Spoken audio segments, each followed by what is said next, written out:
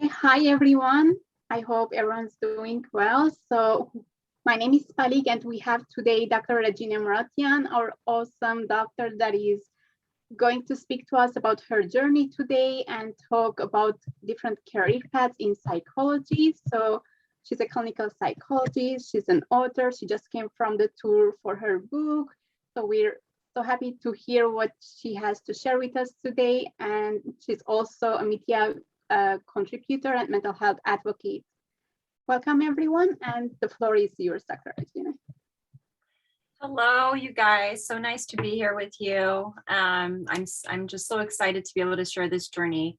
First, to give something back, because I feel like when I was in undergrad, there was no one to really talk to. I was very lost. But before I go to my undergrad, how did I get to undergrad? And the major that I chose, and then I'll kind of go into what I'm doing now and all the beautiful stuff. First, I really want to start with just us being really saying just one grateful thing today. I don't know if you want to just say it in your mind or just think it one thing that you're really grateful for today. And one thing also that you can look at from last year that seemed like a challenge, but now when you look at it now, it's just so amazing, right? How far we've come. Do we all agree with that? Kind of, yeah. Okay, so I have kind of like a very multicultural story. I was born in the UK. My dad he's retired now, was a physician, and he did his residency over there. And from there, from the UK, brought us here to the States, where I lived till I was about 7 years old.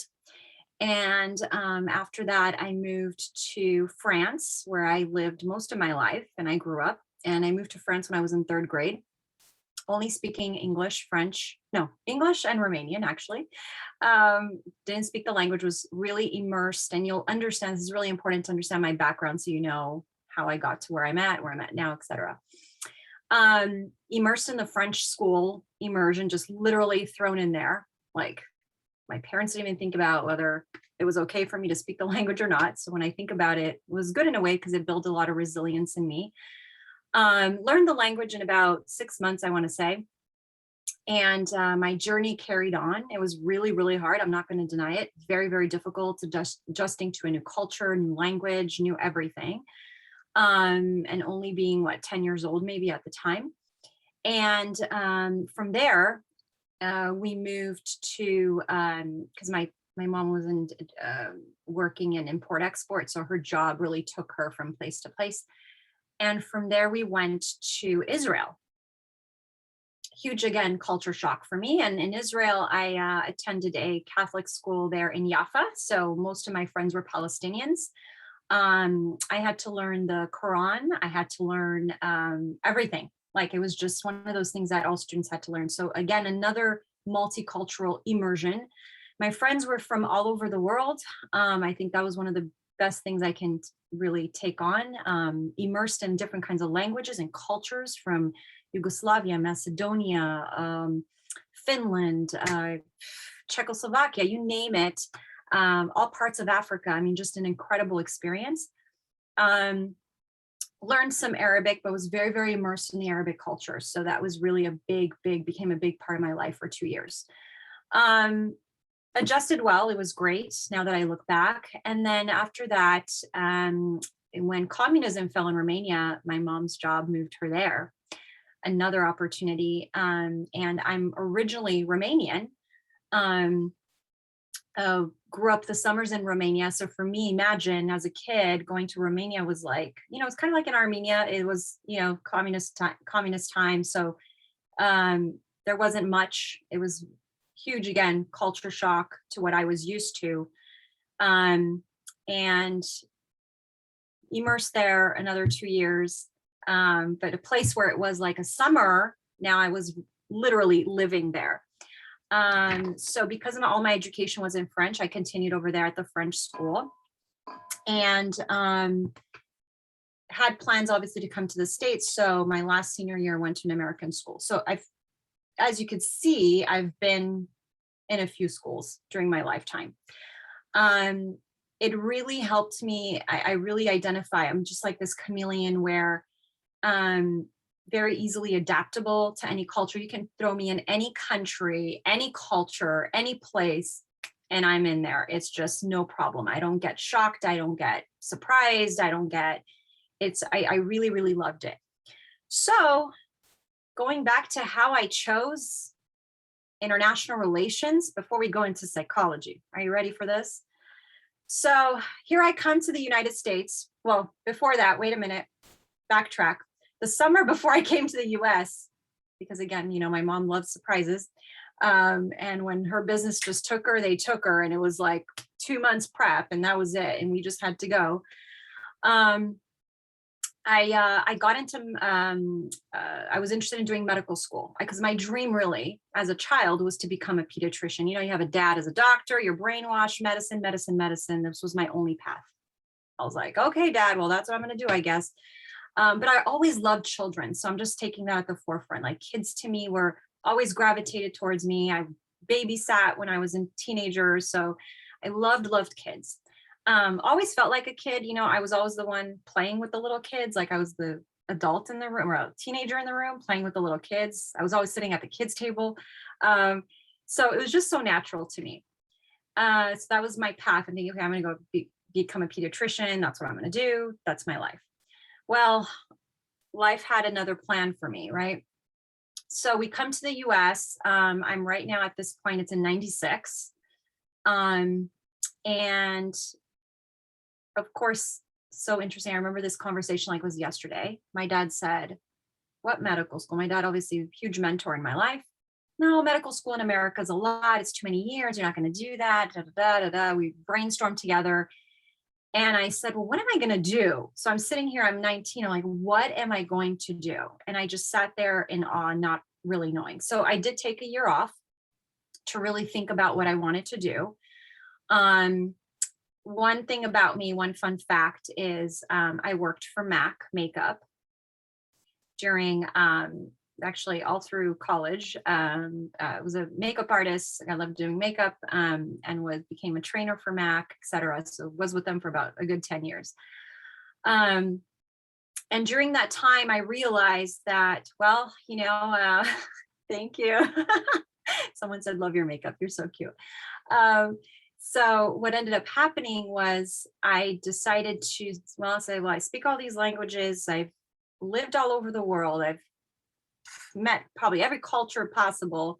IR is going to be the best space for me because I think, what could I still do with kids? And that was working for the United Nations and doing work with them. So I knew that the only path to do that was international relations. Now, one thing with IR, which is international politics, pretty much, you can work for any governmental agency, embassy, you can become an ambassador, you can become anything you want in terms of that realm and that world. And because it is a world that I grew up in, it made sense. So what ended up happening, there's another spin here. I applied to 2 different schools. I applied to American University in DC, Georgetown, and not USC. USC was not on my list because I was not planning on staying in LA. That was the other thing. I wanted to be out of state. A lot of my friends actually from high school were out of state, were actually in DC. And I thought, well, DC is the place to be if that's the work I'm going to be doing. So I apply and I get in. And now we're it's summer of, I want to say 97. And something happened within my family where I couldn't leave anymore. It was a decision, I had to stay with my mom. It was one of those things where it was a big choice I had to make. And I had to give up DC and stay here in LA. Well, the only school in LA that had IR at the time was USC. We're in June now. Fall is starting in September. What am I going to do? So I took the chance and I applied. And I said to myself, if I get into USC, I'm going to go to USC. If I don't get into USC, I'm going to DC, and that it is what it is, right? And that was my decision. Well, obviously I got into USC in the IR program and ended up staying here in LA. An incredible, incredible years, obviously. Love the major. I specialized in Middle Eastern studies. The Middle East was a huge passion for me. I was very interested in everything that's going on over there. I was a big activist at heart, all the injustices and all that's going on. So for me, it was, especially when I say Middle Eastern studies, especially with the Palestinian conflict and all that, that was something that was really dear to my heart, and wrote my dissertation, and everything happened in Iraq. It was the Iraq War too at the time. So I was very inflamed, I remember, and all the injustices happening and all that. I don't know if you guys remember, for those of you who are Armenian, Dukmajian. Do you know Dukmajian? Professor Dukmajian, he was a very big professor there. Big mentor to me at the time. Well, let's fast forward now. Time to graduate. What's happening? What are you going to do with this IR? And I want to mention this. Everyone around me, family, what is IR? What is that? What are you going to do with that? So what did I do also? I did a minor in business. So I went to the Marshall School of Business at SC2 as a minor, just as a backup, and specialized in marketing, which you will see how it got me into all the specialties I'm doing now. So it's so interesting how life works. So I ended up, my graduation year, obviously, I don't know if you guys have mentors too at your school, but I had a mentor, incredible professor and man.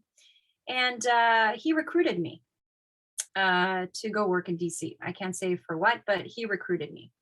And he said, and I remember this day like it was yesterday, and I'm going to say it for those, I know anyone wants to go to law school here.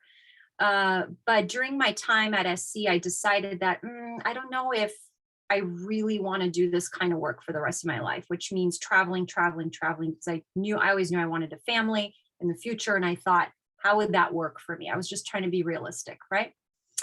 So I went to my mentor and I said, hey, you know what?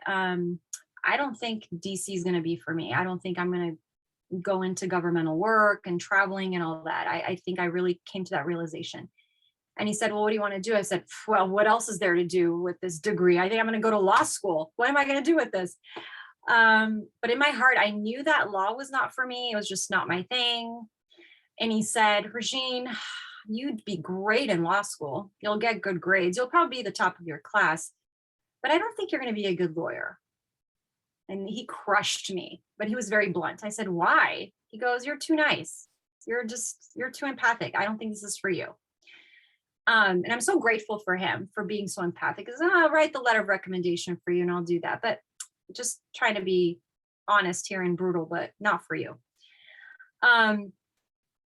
I wish I could still see him today and or find him and tell him where I'm at. So what ended up happening, I went home. I was devastated. I'm going to be honest. I cried. I was so upset and I felt so lost because, you know, I came with a personality of organization and knowing what I wanted. And here's my senior year. And I'm like, everybody knows what they're doing. Everybody knows where they're going. And I just felt lost. So did a lot of reflection and had a talk with a few people. Didn't have this. I wish I did at the time. Can you imagine? And someone told me, you know, Regine, you're really good with people. You're just a natural. You're always helping everyone. Everyone comes to you for advice. And in my mind, I was like, well, that's just, you know, just my personal nature. Have you thought about becoming a psychologist? And I go, so I'll tell you when. So graduation was in May, right? From SC. And this was, I want to say around January, February. Okay.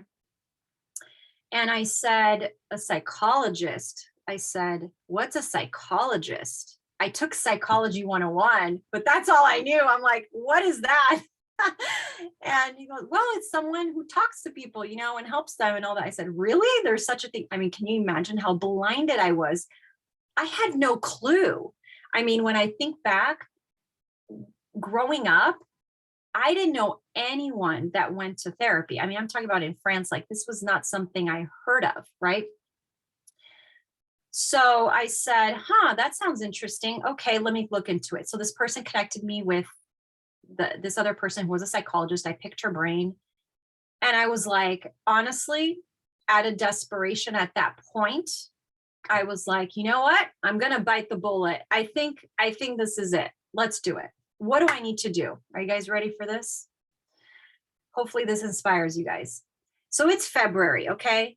And if I want to go to grad school in a doctorate program, I have to have all psych courses, right? You have to have all your psych courses. I want to say about 6 classes that you need. Well, this back then in 2000, you needed about 6 classes just to take your GRE, which is the graduate requirement exam, to enter in the fall, that fall, okay? Well, I didn't have anything. All my classes were business, politics, and government classes. No psychology. So I scrambled. I found a graduate program. They said, you need to take these 6 classes if you want to even apply to our school by June, if you even want us to give you that chance. So this is what I did. So I went to, oh my God, are you ready? So I'm at SC finishing my senior year, okay, to graduate SC for a major that I wasn't going to do. I went to LA Valley College, took 2 classes there. So 6 classes, okay, in a semester. I took 2 classes at Valley College, 2 classes at Glendale College, and 1 class, I can't remember. I remember it was another junior college, 3 different colleges, including SC. That's 4 schools. Don't ask me how I did it. I just did it. Because in my mind, I was like, there's no way I'm losing another year. Like, I have to do this. So, obviously with support and everything, I was able to do that. I remember just that semester driving crazy all over town, like getting to that class, this class, finishing at SC. It was insane. Sorry if this sounds a little overwhelming. But I just want to share with you that I feel when I look back that all my experiences and all the moves and all the different experiences allowed me to actually take on that kind of stress and be resilient and be able to do that. Like for me, there was no option of, you're not going to do this, you're going to take another year off, or sit there and, you know, sit in the misery. I couldn't sit in any misery. I just had to figure it out and find a solution. So now I start grad school. So obviously passed my classes, I made it, applied to grad school, got in, and started fresh that fall. And I think it was fall of, the date was fall of 2002. So it's fall of 2002, and it's my first year in grad school. I couldn't believe it that I made it. I was just in complete shock. Like, I'm like, am I really doing this? I didn't know anything. I was the only student in that class who was not a psych major. The only one. Like, everyone around me knew everything. They knew all these terms. They knew Carl Jung. They knew, you know, they were asking me, well, what is your orientation? Psychodynamic, cognitive behavioral. And I said, what are you talking about? Like, for me, this was a foreign language. So yeah, it was so funny. Oh my gosh, when I think back. So the doctorate program, so I'm just going to go through a little bit for those of you who are interested in psychology. So there's different paths you can take in psychology. So there's the master's level where you get an MFT, which is a master's in family therapy. It's 2 years, which mainly, you know, focuses on families and marriage, et cetera, and couples work. And then you have the LCSW, which is a licensed social worker, right? So again, depending on what you want to do, and we can go into questions afterwards and you can ask me details. And then you have the doctorate program. So you have a PsyD, which is a PSYD, which I am, which is a doctor in psychology. And then you have the PhD, which is more research oriented. Things may change right now in the program. So I would definitely look into that and see what's mainly your interest. I'm not a research person, stats, all that stuff would never interested me. I was more interested in more of the clinical work, et cetera. The PhD program focuses more on the research focus, depending on what you want to do, right? Now, the reason why I went into the doctorate is, well, first of all, I said, I'm either going to go all the way or I'm not going to do this, right? And then I calculated all the years and I'm like, darn, I could have gone to medical school. It's the same amount of time. I was like, Dad, what happened? You did not give me good advice this time. So it was the same amount of years because it's 4 years undergrad, right? Whatever major, 4 years of master's doctorate, which is and then your residency. So my residency was about 2 years, depending if what specialty you go into. So it's the same amount of years if you really think about it. And then depends if you want to go into any other specific specialties, right? So I did more of a neuropsych track, and I'll go into a little bit more of that. So anyway, long story short, just some of you may encounter this. During my second year, are you ready for this? Another drama. During my second year, of course, always follows me. I got pregnant. No, my daughter was born. My first daughter was born. This was it was second year. Again, all my professors, it's June. Oh, Regine, you cannot come back to school. There is no way you're coming back to school with a new baby, all the stuff and study. You're not going to make it. Like, there's no way you're going to survive this. I said, really? I said, okay. So I delivered, I remember it was mid-August, school starting August 30th. I'm like, I'm coming back to school. I'm doing this, right? They're looking at me like she's crazy. So sure enough, 2 weeks later, I am back in class. I'm not going to go into the details, but pumping in the bathroom, going back to class. I don't even know how I did it. It just happened. Sleepless nights, as you can imagine, sleepless nights because of studying, sleepless nights because she was super colicky and all this stuff. So it was a really rough year, but I made it through. I didn't lose anything. I passed all my classes. It was great, whatever. It was wonderful. So in grad school, your first year is pretty much all studies. It's all schoolwork. Medical school is the same way. The first year is all just coursework, etc. Second year is when you start your training. And second year is when you start, applying to, we call it practicum. So you kind of choose what you kind of test it out. So in medical school, you'll do 1 month of radiology, 1 month of OBGYN, 1 month of, dermatology, and you kind of tap into those different areas and see what you like. So with grad school, it's mostly you're committed 1 year to one place. So maybe, I don't know if you guys are familiar with Pacific clinics or, these different mental health clinics. You kind of go there for a year. You have to interview. It's a whole process. You got to get selected and all that. So my first year, I did it at a psychiatric mental health facility for adults, working with very mentally ill adults. And it was great because it kind of gave me, a feel of, do I really like this? Is something I want to do? Didn't really like it, to be honest. Wasn't gravitated towards it. And but it was a great experience. And then third year, I applied to Children's Hospital and I fell in love. That was it for me. So I knew that I wanted to work with kids. I wanted to work with teenagers. And Children's Hospital was mainly, these are very sick children. These are kids who have brain tumors, leukemia, who were going through different surgeries. So I really saw a wide gamut. And this is where I was introduced to neuropsychology. So neuropsych, have any of you heard of neuropsych? So neuropsych is, the neuropsych track at Children's really focused on assessments. So for example, if a child had a brain tumor, we would do the assessment, like a full battering assessment of their cognitive, executive functioning, see where they're at before the surgery. And then we would do it after the surgery to kind of see, has there been any brain loss? Has there been any cognitive loss, memory, processing speed, and all that good stuff. I was fascinated by this. It was amazing.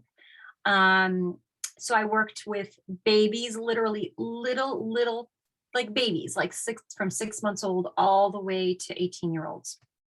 Now you would think, what is she doing with a 6-month-old, right?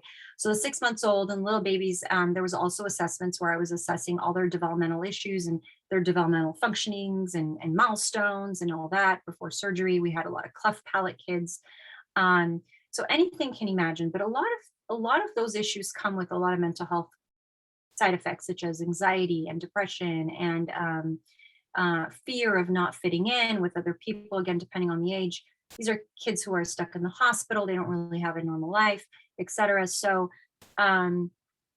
it was just the highlight of my day, you know, just sitting there, just being with them, just playing with them. I mean, I felt like a kid all over again. I mean, for me, it was just like getting on the floor was my favorite thing. Being in jeans and a t-shirt, loved it. Didn't want to dress up, didn't want to do any of that stuff. Didn't want to be like the serious person sitting there, oh, so tell me about your day. I just really enjoyed just being on the floor with them, putting my hair up and just playing with them. I mean, I think it was just something I fell in love with instantly. So for me, it was no question. I knew after my first year at Children's that that's what I wanted to do. And luckily enough, I was fortunate to stay on another year because I loved it so much. And I did a neuropsych. I did some training, more training in neuropsych, because I knew that's something I wanted to specialize in, which is assessments. So this is a big, big difference that a lot of people, I didn't know about it when I went to grad school, is master's level clinicians, which are MFTs, LCSWs, cannot do assessments, right? So a lot of people will say, well, I'm going for my doctorate, my side year PhD, because I want to do testing. So you have to go all the way in order to be an assessor. Okay, so that's really important to know. So I'm really glad, right, that I did take that path, because I was able to kind of dive in and tap into that. After Children's Hospital that I did 2 years, I graduated and had my second child. So now I'm applying to residencies, right? And I have a second baby. And I always say we should never have any regrets. We should be blessed with everything we're given. Everything happens in its time and it's okay. I have a lot of people and friends, you know, clients, colleagues in their 35, 36. Oh gosh, it's not time for me. No, not yet, not yet. And I say, listen, there's never going to be a good time. There's never going to be a good time. And if you really want something, you can do it. So the only thing that did impede me, because I had, you know, a child and it was a little hard, is I wasn't able to apply to out-of-state residencies, right? So I wanted to go to Johns Hopkins, and it was one of them that I applied to for neuropsych track, which is a 3-year specialized neuro, more medical oriented. So that's the only thing I couldn't do, but I was okay with it. I was okay with that decision. I was okay with my choice. And that's just my personality, is like, you know, I don't sit there and dwell in the negative space that is happening. I sit with it. I'm upset with it maybe in the moment, but then we kind of have to move on and find a solution, right? So it's kind of like when you're in a crisis situation, you just have to, you know, really think quick. I know everybody has their own pace, how they process information, but that's the best advice I'm going to give, because when we think too much about things, we tend to talk ourselves out of something that could have been great for you, right? So after that, I don't know if you guys are writing something in the chats here. Now we're good. So after, where was I at? Okay, so after Children's, I applied to Glenn Roberts Child Study Center. So Glenn Roberts doesn't exist anymore today. The man who founded it, the genius, the Roberts 2, have you guys heard of probably not, the Roberts 2 apperception test? Well, he created this test. It's very famous, very popular. He's amazing. He trained me. If you do go into psychology and you will hear about the Roberts 2. It's a beautiful test. It's a projective test where you show pictures to kids and they kind of tell you what the pictures say. And that gives you an interpretation of how they're feeling. Phenomenal, especially kids who are not that expressive with their emotions, etc. So I was there for 2 years. Incredible training, incredible experience. I got to see everything and anything you can imagine. I mean, breadth of experience. And are you ready for I shouldn't even call it drama. I should call it, what should we call it? Crises in my life. I'm going to call them crises. All right. So I graduate from my residency. I'm done. Now I'm studying action. Yes, love that, Palik. Action, that's right. So now I'm ready to study for my license exam. Okay. It's 2009 at this point. So I'm studying for my license exam. I studied a year in advance, right? Studying. We have 2 boards to take. And I was planning on taking my exam in December. Are you ready? You want to hear the action item? And it's September. It's September. I never forget that month. And my kids were little, my 2 girls. They were 4 and 2 at the time. And we were supposed to, this happened it was an accident I had, a pretty bad accident. We were supposed to go to San Francisco, cousin's wedding. My girls were going to walk in the wedding. It was one of those things that everybody was so excited about. And of course, you know me, I mean, I'm a Virgo, and what does that mean? That the house has to be clean before I leave anywhere. I just get really like, everything needs to be set and neat. Anyway, it just happened that Tuesday, we were leaving Friday. And the lady who was cleaning my house at the time, I don't know if you guys remember this. I mean, this is in 2009. There were very bad fires in La Cañada, terrible fires. I mean, it was smoke everywhere. Glendale was full. It was really bad. And the lady was cleaning the house. She left the door open. And I was telling her in Spanish, cerrar la puerta, cerrar la puerta. Oh my God, there's smoke coming in. I was thinking about my kids, right? All this smoke coming in the house. And mommy brain, right, didn't know that she had just cleaned the kitchen and she used the most slippery substance on the floor. I think it was by mistake. She used dishwasher. I don't know what she used on that floor, but it was darn slippery. And are you envisioning this? So I'm walking through the kitchen, barefoot, slip up in the air, fall down. I knew I was falling. And I said, I'm either going to break my hip, or I'm going to break my arm, or I'm going to hit my head. This is happening like in 90 seconds, right? So I chose my arm and I fell straight on my arm, and I broke this arm in pieces. When I say pieces, I didn't know at the time. So I fall, and I don't remember anything. I think I was just not conscious. I always think about it was my kids just watching me, and I just held in all the pain and I didn't say a word. I was like, oh my God, call somebody right now, call 911. All I knew that to call 911. So I'm sitting there. I remember paramedics came, gave me morphine, all this stuff. And I was just like trying to keep it shut so my kids don't see me crying, because I would just remember the pain. It was just numbness at this point. So long story short, it was so funny, as they're wheeling me into surgery, I tell the surgeon, I have a wedding to go to on Friday, so you better fix my arm because I'm going to this wedding on Friday. I'm not going to let my cousin down. We're going. So he looks at me and he's like, you're crazy. If you only knew what I'm going to be doing to your arm right now. Well, what they didn't tell me, they didn't know till they opened me up, but it was pretty bad.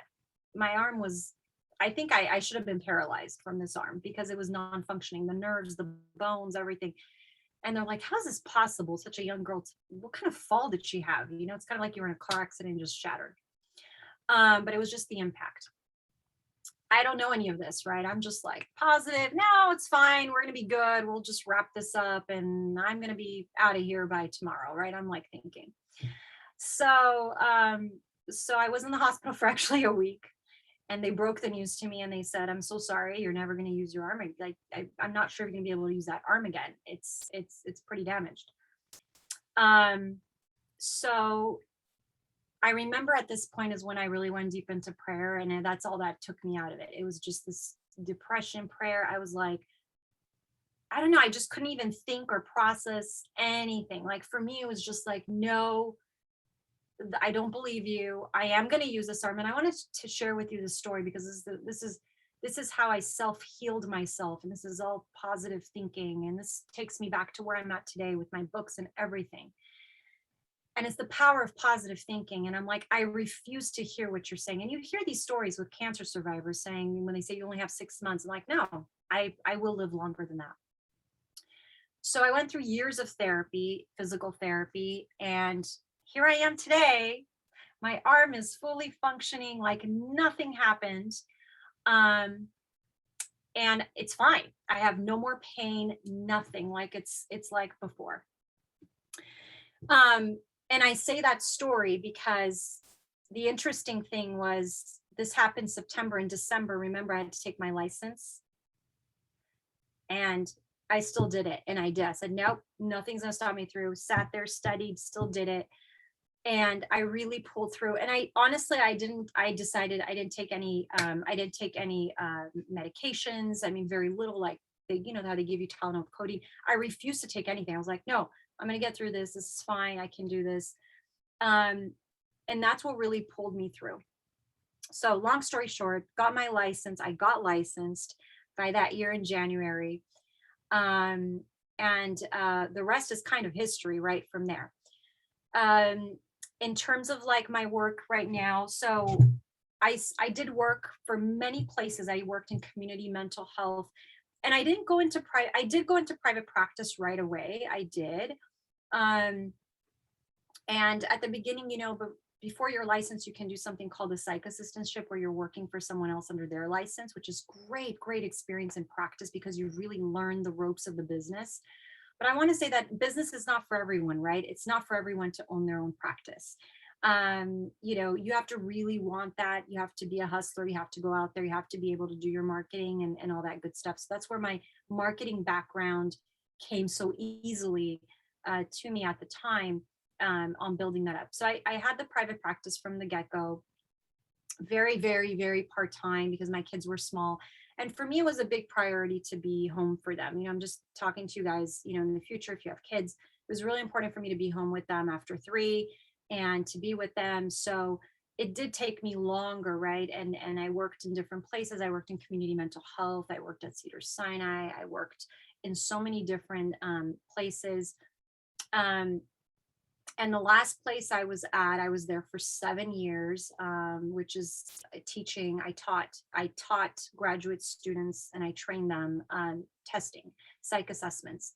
I really loved teaching. I also taught a lot of different universities during this time because I really love teaching and helping and all that good stuff. So 3 years ago, I think, has it been 3 years or 4 years? I can't remember. So 4 years ago, I decided, this is right before COVID. I want to say 1 year before COVID, I decided to go full time into private practice. I said, I'm just going to bite the bullet. I'm going to do this. And I had a lot of friends and colleagues, psychiatrists, different psychologists saying, Regine, you just have to do it. Stop thinking about it. You just got to do it. Don't be worried, because you worry about it's not a steady income. You don't know if you're going to have clients at the beginning. You're kind of, it could be unsteady. But I didn't want to think about that. I said, you know what, if I don't try, I'll never know, right? But I also knew that I didn't want to work 9 to 5. I also knew that I didn't want to work for anyone. And I also knew that I wanted to be independent and do what I wanted to do and set my own schedule, right? So that's one of the reasons why I dived in full time. So I'm really glad I dived in full time. Everyone was right, and it's true. It's like, and ever since, I've been pushing all my friends, psychiatrists. I have a close psychiatrist friend. You got to do so. Just got to do private practice. You'll see, it's going to be great. You'll be fine. Don't worry. And lo and behold, she's doing wonderful. I also say, a lot of people say competition. People get so scared about competition. They're like, oh, there's so many of us out there. And I said, there's no such thing as competition. Think about it that way. We are only in competition with ourselves, right? So that's just the fear talking so that you don't do the things that you want to do. So let's go into pandemic time, right? So March 2020 hits. If you go to my website now, I had nothing on my website, meaning when I'm going to go into the media world right now, I had nothing on my website. And for me, the media work, I was always attracted to media, not because I want the attention and the glory, all that. Don't like that. That's really not me. I do like to get up and I teach because I want to give back and I want to reach the masses. For me, it's all about how can I share what I have to share right here and right here, the masses. Well, this was the only way, right? But I couldn't just do it. I felt that there was another need, and that's how my book came. So Frankie and the Worry Bees. So Frankie, Frankie was born out of this pandemic. I was not planning. I've always wanted to write a book, always wanted to, but never really had the time, or told myself I didn't have the time. And that's just avoidance, right? And 2020 came, and now we're on distance learning. Okay. And oh my gosh, I thought, here we go. All my colleagues, everyone's freaking out right now as a therapist. Like, we're going to lose our business. There's no way I'm going to sit here for 45 minutes, right, with a kid on Zoom. It's not happening, right? So, but obviously, as you can see today, everything went really well. I think kids were doing wonderful. It's just how creative you had to be. So I started, I've always been very creative in the sense, like giving kids analogies and drawings and different ways on how to connect with their emotions. And this whole Frankie concept came to my mind because I was thinking about, okay, well, how are they going to share their emotions? All right, well, imagine a bunch of bees, and they're coming and swarming at you. And you know why I said bees, right? It's all transference, because I'm scared of bees. So that's the first thing that came to my mind, is the bees. And I always say, like, it's so funny because my grandfather in Romania, who I spent the summers with, he used to make honey, and I used to be around bees all the time. So there has to be an association there. Maybe I got stung by one. I don't know. But if I see a bee, I will run and I'll freak out. Like, it's hysterical. Ridiculous but hysterical. Something I need to work on. See, maybe I need therapy with that. Some exposure with the bees. But it's much better now. So what ended up happening was, I came up with this, I didn't draw it, obviously it's my illustrator, but just the concept of the Frankie, he's here with the bees and a bubble and the empty bubble. And I told kids, okay, how about each bee that's buzzing in your head is like a negative thought. It's like that buzzing sound that you just can't get out. And how about that buzzing sound? What is it telling you? What's the negative thing? Oh my gosh, this was just an experiment. They came back next week, had a bunch of stuff that they wrote out for the negative thoughts. And I said, oh my gosh, so look, I'm taking my experience, right? I'm like, okay, I'm not going to think negative. I put it out there. It's there. I wrote it down. Let's shift this into a positive. So if I'm not smart, or I can't do this, how do I shift that into a positive? Well, I can do this. I am smart. I am this. I am that. Whatever their story was. I want you to go home and I want you to repeat those positives every single day. You come back to me next week, you tell me how this works. I didn't know what to expect. I thought they weren't going to do it, to be honest. They come back, huge success. And one quick story that nailed it for me, that I said, I am going to write this book. This is how I'm going to do this. How I knew was a client I had, and she had to go through, she had to go through something. I can't share details, but she had to go through something really important, and I had her do this exercise. And then one night she calls me, it's 10 o'clock. Moses, can she call you? I said, of course she can. Regine, I went through it. I did it. She had to go through something we were working on. And I just was in tears. I was like, oh my gosh, Frank, this is going to be a story. So that's how Frankie was born. And it pretty much shows how, kids go through their different emotions in different types of settings. And that's how Frankie was born. So after Frankie came, I mean, when I sit and write, it's just, I wrote this book. I'm not kidding. It took me, I'm not going to say it took me a few months, but I wrote this book in 6 hours. Chunked it out. I mean, if I'm going to say 6 hours, 6 to 10 hours, really disciplined. And because when I write, I just sit down and it all comes out. It's like vomit. It all just comes out. The ideas come out and I just can't stop writing. So, and that's how my other 2 books happened as well. I don't sit there. I don't dwell. I don't think too much. I just, whatever comes to me and the feeling and the emotion, I just write it out. So that's how his story was born. And then what happened was the media just kind of happened, because then I had to, showcase the books. I wanted to get the books out there, etc. And, ever so grateful for, Araxia Karapetian on Good Day LA, who honestly gave me my first opportunity. It was my first big segment, and it was all about Frankie. And you can see that on my website. I don't know if you guys have my website. If you go to my media tab, you could see it here. I'm going to put it in here just in case.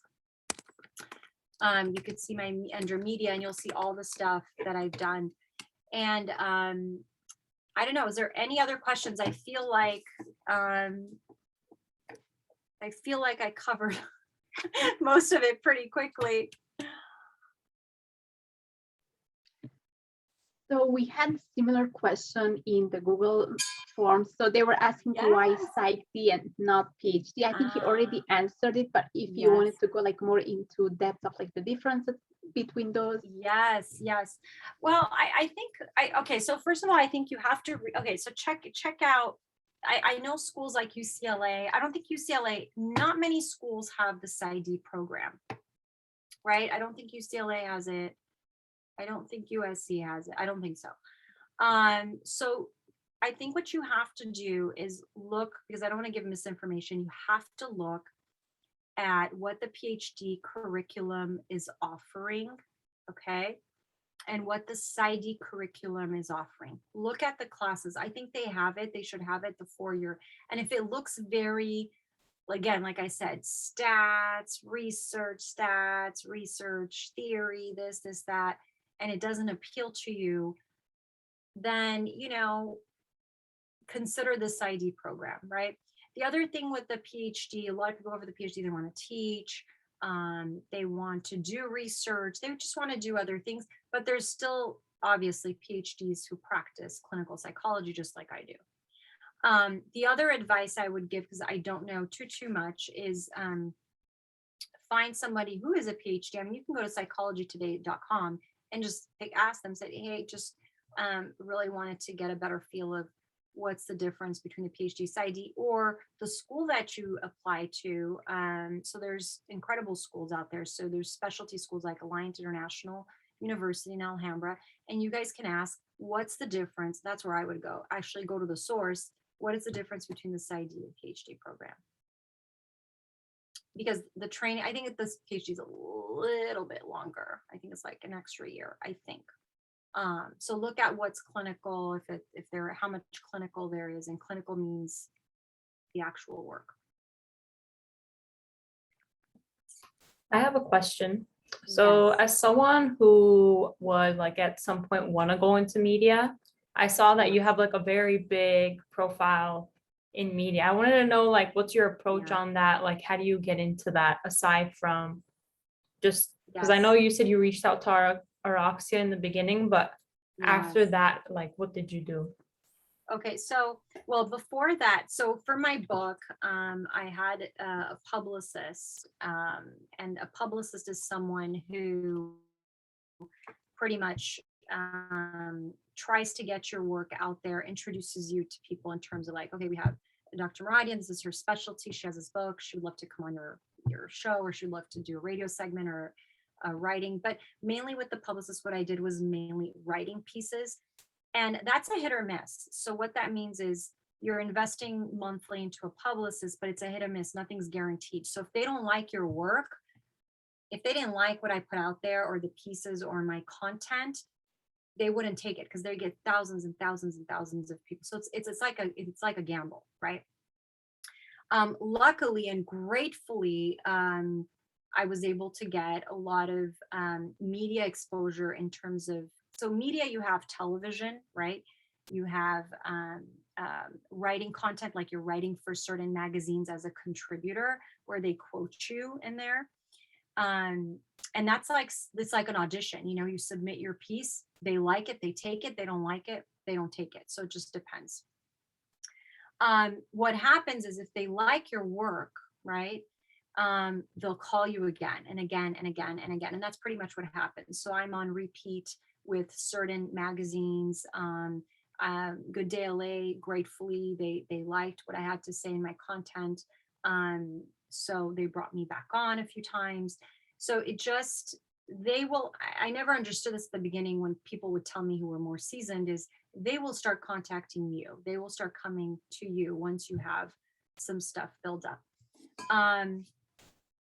So that's the thing with the media. And, you know, it's a lot of the things, it's just, if you like the media and you know that's an area you want to go to, I didn't know that. It just happened. I just fell into it. Is having really good communication skills.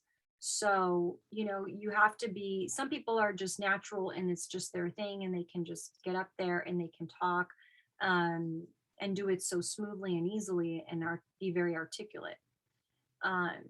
But if it is a space you want to dive into, I mean, I would love to I've never taken a media or communications class ever. The only thing I want to say at SC that really prepared me was, I did marketing as a minor, and that's all we did was presentations. So that really helped develop my media, talking points and et cetera. So I hope that was helpful. Yes. So my question is like, what would you recommend doing like in terms of undergrad to like get into and be prepared for doctorate programs? Because I know from personal experience, like what you told me just definitely relieved my amount of anxiety and stress, because you like knew late in the game that you wanted to do that. Whereas like I felt like I've always wanted to do this, so I've always been prepared and like I've been doing everything I need to do, but I still feel like it's never enough. Like, what if I can't get in? Like, it's all that self-doubt and like anxiety that sets in. So I feel like if you have any advice on that and just overall. Okay, so first, you know, well, what major are you right now and what year are you? Psychology, and I'm a junior at UCLA, but I just started here because I transferred. Okay. But I definitely wanted to do a PsyD, which is why I definitely wanted to speak to you, because I've spoken to other people who have PhDs, and like it's definitely not something I'm interested in, like research and stuff. I want to work with people. Okay. Yeah. So you are on the right track. You're way better than where I was at. So no stress.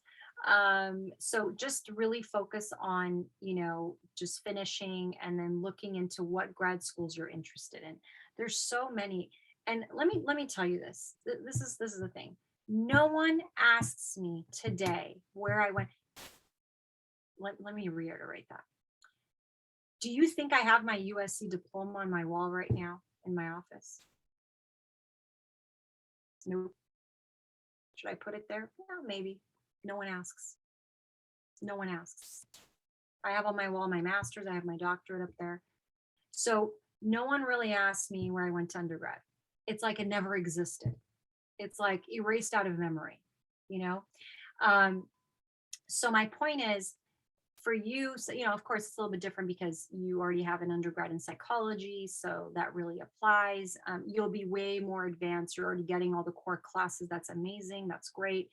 And then you'll look at the different programs that are out there. So you obviously you're going to look for clinical PsyD programs, and you're going to kind of see which one you kind of connect with best and what feels right. Some schools take the GRE, some don't. It doesn't really matter. It doesn't really matter. And it doesn't matter where you went to school. That's another thing. It doesn't matter. So where you went to school will not define who you become and who you are. The second thing I want to tell you, you started saying self-doubt and fear. Okay. So if anything I want you guys to take away from today is when we put ourselves in that space, right? It's all about the law of attraction. When we put ourselves in that space of self-doubt and fear, we are attracting that exact energy to us right there. You could be the smartest person. You could be the best musician. You could be the best writer. But if I don't put the positive energy out there and the positive thoughts and put my best self out there, I'm not going to attract my best self. I'm going to attract my worst self, right? We all have, I call them the sugars and spices, right? Our strengths and our weaknesses.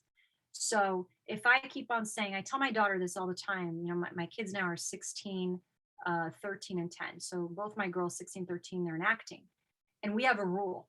And I say this, when they get an audition and I have to drive them to that audition, which sometimes is 2 hours away, I say, if you come in the car one more time and you say that you are not going to get this, like, oh my God, this is going to be awful, I'm not going to get this, or they start moaning, and I literally, this is what I do. I turn off the car, I get out of the car, say, we're not going to the audition.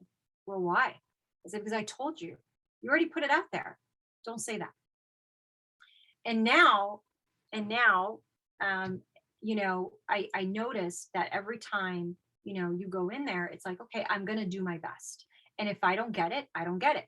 If I don't get in, I don't get in. That's okay. So I think that when you approach things from that standpoint, you don't get disappointed, right? Because everything that happens in our life, you saw my life up till now, you know, everything happens for a reason. Every person you meet in your life, every single experience happened for a reason. Every relationship, every friendship, every disappointment, anything, it's a place of growth, right? You have to think about it that way. Because when we think about even trauma or things that have happened to us, I mean, of course, look, I don't want to diminish trauma, but just things that happen, like even for me, my mom was a huge trauma. I sat there and I thought, well, how is this helping me today? I could either have flashbacks and be scared, right? Or I can tell myself and ask myself, well, what did that teach me? Right? So starting today, you're going to promise me that you're not going to say, you're actually going to envision the school you want to go to. Just envision it. I mean, let me tell you something. My 16-year-old, oh my gosh, she'll kill me if she hears me say this, but I have to say it. Forgive me, Marina, if you're watching this. She's 16 and she taught me all about, she goes, Mom, you got to watch The Secret. Whoever knows me knows I talk about The Secret. You got to watch The Secret.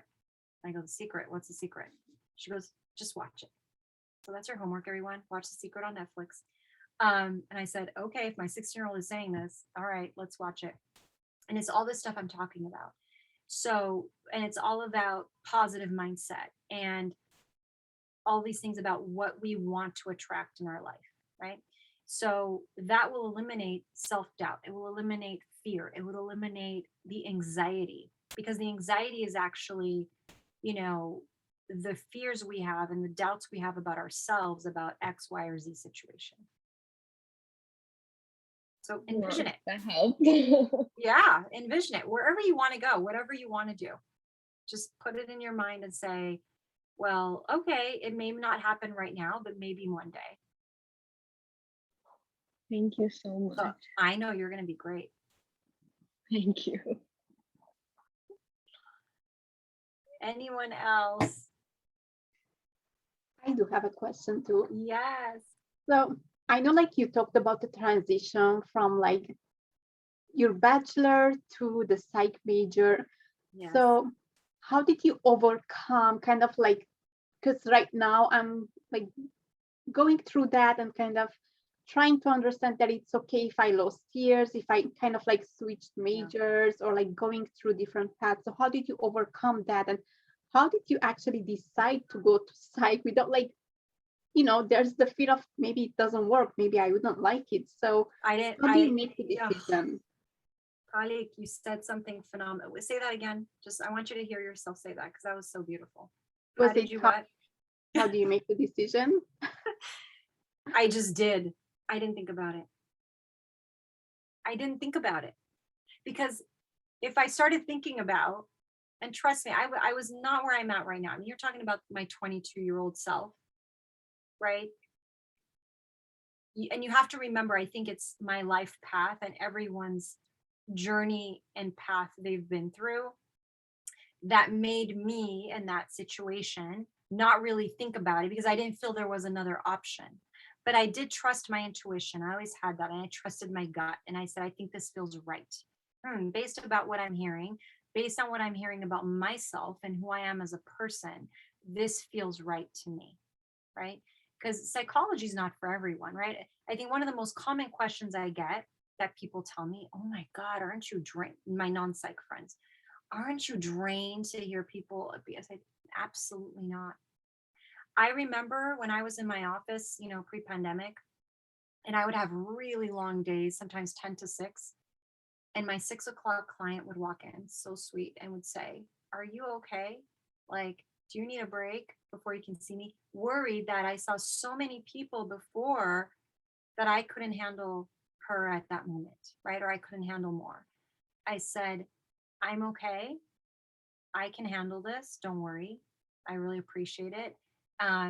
But that's just because, but that just tells me that this was something I know in my heart I was born to do, in the sense where it's just part of me, right? So when I'm in the office and I'm talking to people, I'm there, I'm present, I don't take anything on. And I'm a big empath, right? So I do feel everything people feel, but I've kind of learned through the years on how to block that energy transfer so it doesn't come onto you. That takes training, that takes work. That's why you do your training. That doesn't mean you're not going to feel what other people feel. You are going to feel what they feel. You're human. But the key here, the key to success and not burnout is to never, ever, ever take the work home. And when I leave that door, I'm just regime. I'm mom. I make mistakes. Here I am teaching positive parenting, make mistakes every day. And I admit it. And I'm like, people will say, well, oh my God, your things should be perfect. There's no such thing as perfect. We make mistakes all the time. But that's the difference in how I set that boundary. It's kind of like a marriage couples therapist going home and doing therapy on her husband. Can't do that, right? That's disastrous. So you have to know how to kind of, how do I say, turn on the switch, turn off the switch. So that's how it's in my brain, is like, okay, therapy switch goes on, therapy switch goes off. And it's just so automatic right now that it never bleeds through. Thank gosh. That was awesome. Thank you. Yeah. So what do you want to change to, Palik? From what to what? I was in pharmacy school in Syria. Ah. I came here, I just finished my bachelor. Now I'm thinking, do I go to medical school? Do I do PhD? Do I go back to pharmacy school? Do I do something short? Because I don't want to be in school forever. I want to have, family and all that. So it's all like the thinking that it's hard, but it's also like kind of understanding that the past is past and it's kind of maybe time to switch paths, but I don't know where to go. Yes. Well, the first thing you have, I think, for everyone is you have to analyze and realize, okay, what is it that I am really good at? What is it that I love the most? Okay. So for me, for example, is I love just helping people, being there for people. It's not about me solving their problems. That's not what psychology is. We don't solve people's problems. We guide them through their problems so that they realize what path they need to take. So it's like me right now, I'm not telling you what to do, but I'm guiding you through that process so that you ultimately make the decision you want to make. And that's all about, every person has free will and control over the decisions they make, right? That's why kids don't like it when we tell them what to do, because they feel like they've lost their control and free will. So you have to think about, make a pros and cons list, like pharmacy, what is that going to look like for me? What is my day going to look like? Am I going to be happy doing that? If I'm a people person, would I like to be more, would I like to have my own practice one day and sitting there and helping people in that sense? What is it? I think you have to kind of sit down and break it down and really think about, there is no wrong answer. They're all incredible careers, right? From medicine to pharmacy to psychology, very, very different, right? But you have to be able to think, right, in terms of where is your heart pulling more. We can talk more about that. You can always call me, and because I can talk another hour about all three of those professions. Yeah, I don't want to turn into like my personal story right now. Oh no, it's okay. You can call me. You have my number. I will. Thank you so much. Anyone else?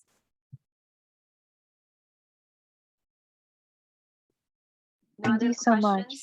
Oh, you're welcome. I hope this was helpful. super Yes. helpful. Thank you so much. Oh, I'm so glad. You Absolutely guys are helpful. awesome.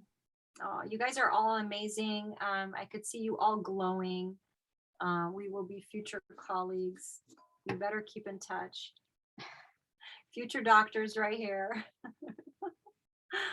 Hopefully. Yes, absolutely. No, there's no hopefully. There's absolutely. Yes. Yes. Well, that's if you're a completely- pharmacist, you're Dr. So-and-so. If you're an MD, you're Dr. So-and-so. If you become a psychologist, so it's just which doctor you decide to be.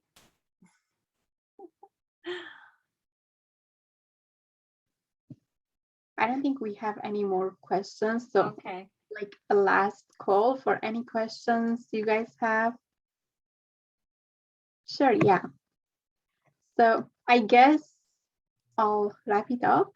Okay. So thank you so much, Dr. Regine, for being here today. I mean, I loved when you shared your story with us. I mean, I knew parts of it, but like when you talked Yeah. about the details, I was just like absolutely amazed.